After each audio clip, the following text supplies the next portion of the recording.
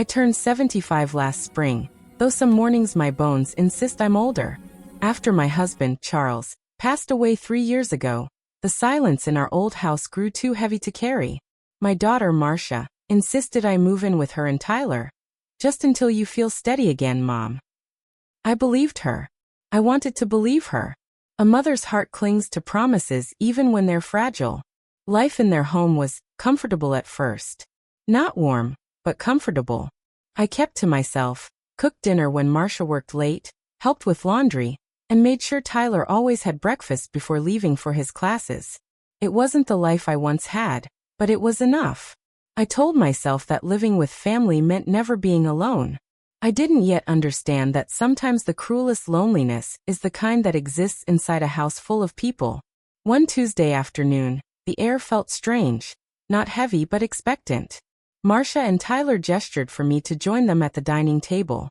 Tyler was smiling too widely, bouncing his leg with the restless energy of a boy who desperately wants something. Marcia's expression was polite, rehearsed. "Mom," she began, sliding a stack of crisp papers toward me. "Tyler's starting something big. A real opportunity. Something life-changing." I nodded, waiting for the explanation. Tyler leaned forward, his voice filled with forced confidence. "Gran, it's a business loan. Only $50,000 to start. They said with someone stable co-signing, I'll get approved immediately." A flutter of unease stirred in my chest. I picked up the papers, scanning the unfamiliar terms, the eye-watering numbers, the bold lines that spelled responsibility in capital letters. My fixed pension wouldn't survive a single missed payment, let alone a failed venture. And Tyler, sweet boy, once, had grown reckless in recent years. Quick to dream, slow to commit. He'd dropped out of college twice already. He still hadn't paid back the friends he borrowed from. I smiled gently, placing the papers down. "Tyler, darling. I can't. This is too much risk." His face fell immediately, not with disappointment but with offense. "Gran, you don't trust me?" he snapped. "It's not about trust," I said softly. "It's about reality. I'm on a fixed income. If something goes wrong—" "Nothing will go wrong," he interrupted, voice rising. "You're acting like I'm some kind of failure." "Tyler," I whispered. "That's not what I—" But he was already standing, already angry, already storming out of the room. The slam of his bedroom door echoed through the house. The silence that followed was sharper than his outburst. When I turned to Marcia, her eyes were cold, colder than I had ever seen them. "You know," she said quietly, her words dripping disdain, "I really thought you'd support your own grandson." "I do," I said, my heart trembling. "But not like this. I can't risk losing everything if the loan falls through." Marcia exhaled sharply through her nose. Then she leaned back in her chair, crossed her arms, and gave me a look that sliced straight through my chest. "Well then," she said, each word deliberate, "don't expect to stay here for long." I froze.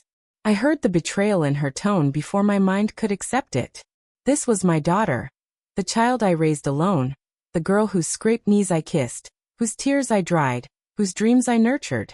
And now she was telling me that my place in her home, in her life, depended on how useful I was to her. I didn't cry. Not then. I simply stood, walked to my room, and closed the door softly behind me. And for the first time in my 75 years, I felt truly, painfully disposable. The morning after the argument, the house felt colder, not in temperature, but in spirit. I woke before dawn, as I always did, but when I entered the kitchen, the familiar smell of coffee was missing. Marcia always programmed the machine the night before. I checked the pot. Empty, dry, untouched. A small thing. So small. But I felt it like a bruise. I made my own cup, the quiet sputtering of the kettle sounding far louder than usual. When Marcia came down the stairs, she didn't greet me. She didn't even look at me, just brushed past, opened the fridge, and took out a yogurt without saying a word. I tried to speak. "Do you have work early today?" She kept her back to me, her shoulders stiff. "I don't have time to talk right now." It wasn't the words that hurt, it was the dismissal. The refusal to acknowledge that anything had changed, even though everything had. Later that day, I folded laundry and placed a neat stack outside Marcia's room. as I had always done. Hours later, I walked past and saw the clothes dumped on the floor, the basket shoved aside. It wasn't forgetfulness. It was a message. By the end of the week, the kindness that had once filled the house, warm smiles, shared lunches, the occasional movie night, had vanished, replaced by clipped tones, closed doors, and the growing sense that I was an intruder in a place I had once been invited into. Even Tyler, who used to hug me absent-mindedly on his way to the fridge, now avoided eye contact. When he did speak, it was with bitterness. "You could have just done one thing for me," he muttered as he passed me in the hallway one afternoon. I didn't reply. At 75, I had learned that not every wound needs a response. Some simply need time to stop bleeding. Still, the hurt settled inside me like a quiet storm. In the long hours of solitude, I found myself remembering a different Marcia, a 12-year-old girl with tangled hair, running into my arms after school. A teenager who cried into my shoulder after her first heartbreak. A young woman who thanked me, over and over, for working double shifts so she could stay in a good school. That Marcia felt like a ghost. One evening, as I reached into the pantry for tea, I noticed something odd. Some of my groceries were missing. The herbal teas I bought for my arthritis pain. The soft biscuits I liked with my morning coffee. Even my sugar container had been emptied. I asked gently, "Marcia, have you seen my things? They were here yesterday." She didn't look up from her phone. "Mom, you buy too many unnecessary things." I reorganized. But it wasn't reorganizing, it was erasing. Piece by piece, she was shrinking my presence in the home. Then came the moment that changed everything. One night, as I passed the living room, I heard Marcia's voice, low, frustrated, desperate. She was on the phone. "Yes, I know," she whispered harshly. "I just need her out. She's not helping us, and Tyler needs that room. I don't care how we do it. She'll be out by the end of the month." The words hit me like a blow. For a moment I thought I had misheard. Surely she couldn't mean me. Surely no daughter would speak that way about her mother. But the truth was there, raw, unmistakable. I stepped back quietly, my heart trembling but strangely calm. Betrayal has a way of draining the tears before they even form. I returned to my room, closed the door, and sat on the bed. If they wanted me gone, I would go. But not broken. Not desperate. And not without protecting myself first. I pulled out my old suitcase, wiped the dust from its handle, and began packing, not clothes but documents. Birth certificates, bank statements, property papers I hadn't touched in years. Things my daughter had forgotten I even had. If they thought I was helpless, they were about to learn how wrong they were. The next morning, the house hummed with its usual routines. Marcia rushing out the door with her travel mug, Tyler asleep until noon, the television murmuring in the background.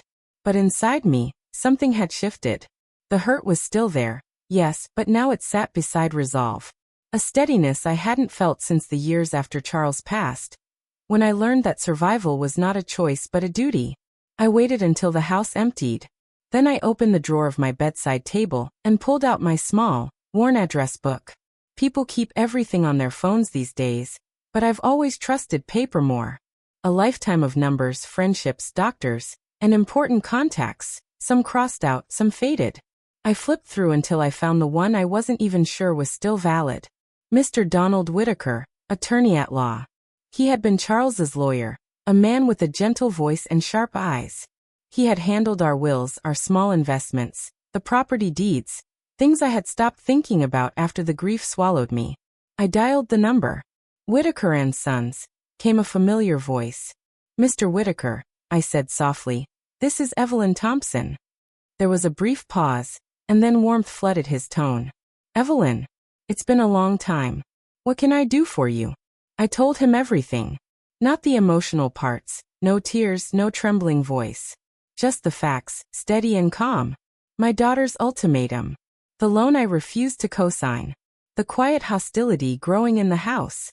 The overheard conversation that sealed my decision. When I finished, Mr. Whitaker sighed. "I'm so sorry, Evelyn.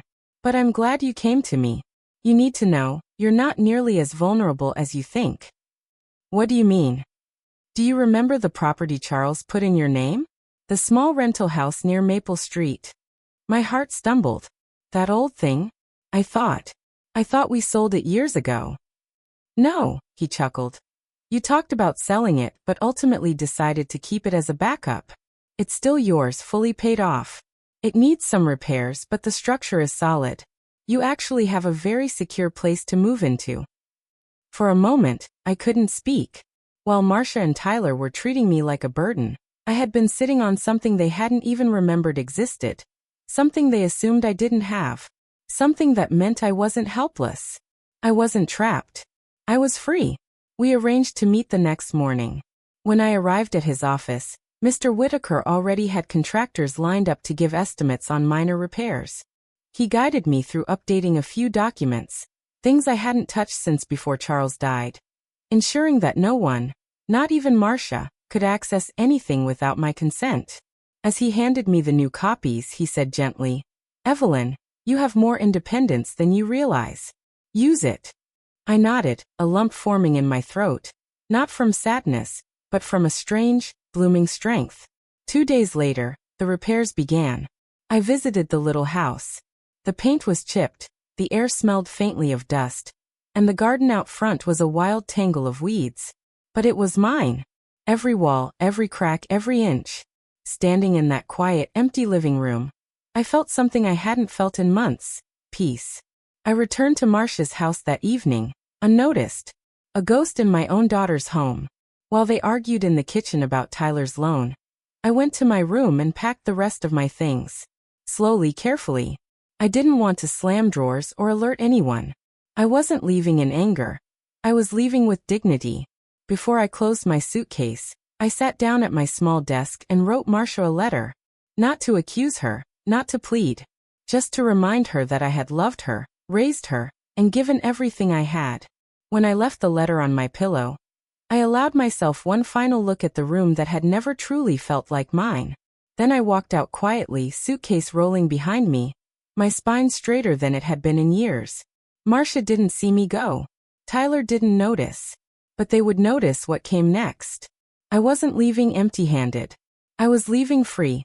The first morning in my little rental house, I woke to silence. Not the suffocating silence of Marcia's house, where hostility lurked behind every wall, but a gentle, welcoming quiet. Sunlight streamed through the dusty curtains, warming the faded rug on the floor. I poured myself a cup of tea, the steam curling like a soft promise that I was finally alone on my own terms. I spent the first week simply settling in. I cleaned, arranged my things, and began tending the small backyard garden. Weeds were pulled, soil turned, and seeds planted. There was satisfaction in seeing something grow under my care. A reminder that life, like a garden, could flourish when nurtured patiently. Neighbors began to notice me. Mrs. Patel, a retired schoolteacher, stopped by with a basket of freshly baked bread. Mr. Harris from down the street offered to help repair the leaky faucet. Small acts of kindness that reminded me there were people in the world who respected elders, who valued experience and wisdom rather than taking it for granted. Meanwhile, back at Marcia's, life was unraveling in ways I could have anticipated but didn't gloat over. Tyler's loan application had been rejected, predictably. The business plan he had insisted would make him rich was already crumbling, creditors calling relentlessly. Marcia's job at the marketing firm was unstable, and the hours she once devoted to me were now consumed with her own scrambling to stay afloat. They finally came to the little rental house one rainy afternoon, drenched and desperate, expecting the familiar comfort of my generosity. They knocked, and when I opened the door, I smiled warmly. "Mom, please," Marcia began, her voice tight with frustration. "We need your help. Tyler, he didn't get the loan. Can you co-sign now? Please." I stepped aside to let them in, gesturing to the small living room. The house smelled of tea and fresh laundry. The garden outside glistened with raindrops. Calmness radiated from me. "I'm glad you're here," I said softly. "But you should sit. We need to talk about boundaries." Tyler's mouth opened, likely to protest, but I raised a finger. "I won't co-sign. I won't give money that isn't mine to give. But I will offer you food if you are hungry. A place to sit if you need shelter from the rain. Nothing more. Not now. Not ever again without mutual respect." Marcia's face twisted. frustration, disbelief, shock. Tyler shifted uncomfortably, realizing the power had shifted. They had assumed I would bend as I always had. That love meant compliance. But love does not mean allowing oneself to be exploited. Months passed, and I watched quietly from my new home as life humbled them. Tyler learned responsibility in the harshest way, facing creditors and deadlines he had once ignored. Marcia understood that the security she had assumed in my presence was not guaranteed. And all the while, I flourished, not out of cruelty but out of self-respect. I took a small, quiet pleasure in simple victories. Arranging my bills, paying for groceries without worry, planting a row of roses that bloomed brighter each day. I never gossiped or bragged. My revenge was not in harming them, but in living fully without them. That was the sweetest revenge of all. Dignity intact, life restored, and peace finally mine. The final act came quietly. I met with Mr. Whitaker again and updated my will. Every asset, every account, and even the little rental property would now go not to Marcia or Tyler, but to a scholarship fund for girls raised by single mothers. A gift to the next generation, those who would grow without fear of betrayal. When I told Marcia about it, calmly with no malice, she was speechless. Tyler stared, wide-eyed. "Love," I said gently, "is a gift, not a loan. And you taught me to give it where it will grow." I watched them leave my doorstep, finally understanding the truth of freedom. It wasn't about leaving them behind. It was about taking myself with me. Alone, yes, but strong. Loved by life itself. And finally, utterly unshakable.